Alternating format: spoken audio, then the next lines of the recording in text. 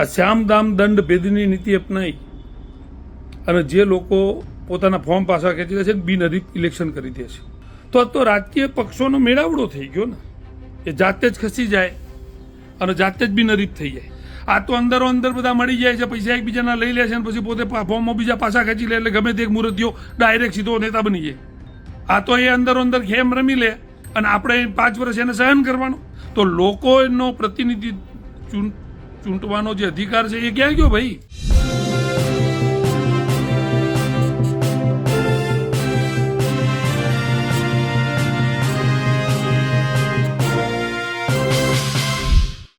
ગુજરાતના સ્થાનિક ચૂંટણીઓમાં જે રીતે 700 અથવા 700 થી વધુ ભાજપના ઉમેદવારો બિનહરીફ થયા તેને લઈને જે સામાજિક આગેવાનો છે, પોલિટિકલ આગેવાનો છે અને જે લોકો ઇલેક્શન માટે રિફોર્મ્સ કરે છે તે તમામ લોકો અત્યારે નારાજ દેખાઈ રહ્યા છે. તેમનામાં કચવાટ દેખાઈ રહ્યો છે.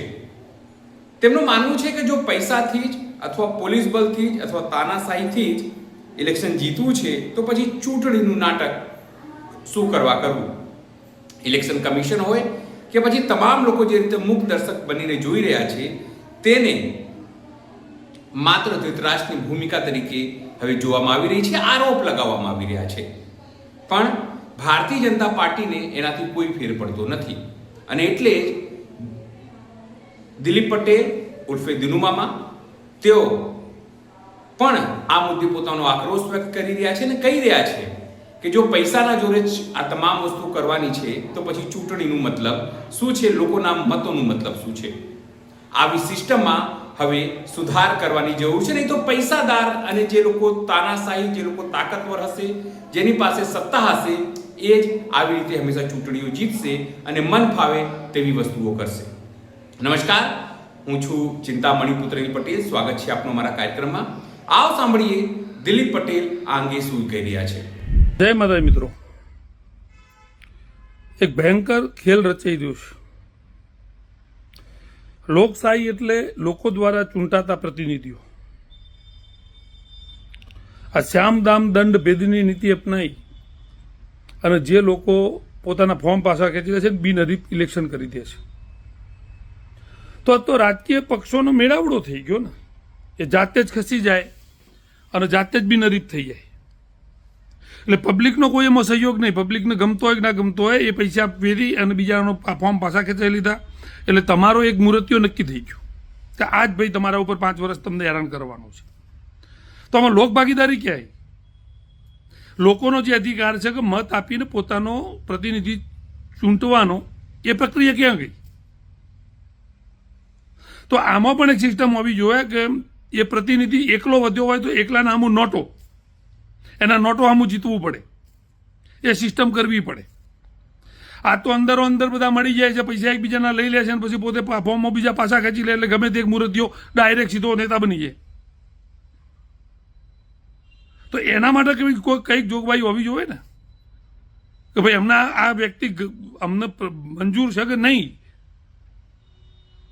આ તો એ અંદરો અંદર ખેમ રમી લે અને આપણે 5 વર્ષ એને સહન કરવાનું. આ વિચારવા જેવું છે. મેં પહેલાં પણ કીધું હતું કે લોકોને જેવી રીતે 5 વર્ષ માટે ચૂંટી એને મોકલવાનો અધિકાર હોય એવી રીતે વચમાં એનું કામ યોગ્ય ના હોય, વ્યવસ્થિત કામ ના કરતો હોય તો એને પાછો ઘેર બેહારવાની એક સત્તા લોકો જોડે હોવી જોઈએ. આ તો એનાથી વિશેષ છે. આગળ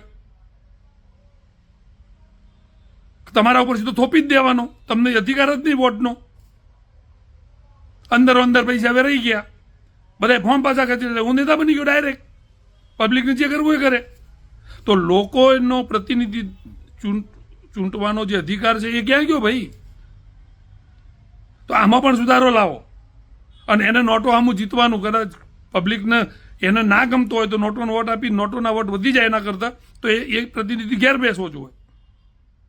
સાલાઓ શું ગેમ રમો છો તમે બધા ભેગા થઈને? સરકારને એ મરજી મુજબની ગેમો રમવાની, પૈસા વેરવાના, જામ દામ દામની ભેદની નીતિ અપનાવવાની અને પછી લોકો ઉપર એક તમારો માણસ થોપી દેવાનો. જોરદાર લોકશાહી ગુજરાતમાં, ભારતમાં ચાલી રહી છે.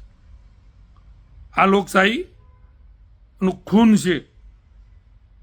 પબ્લિક દ્વારા ચાલતી સરકાર આ નથી.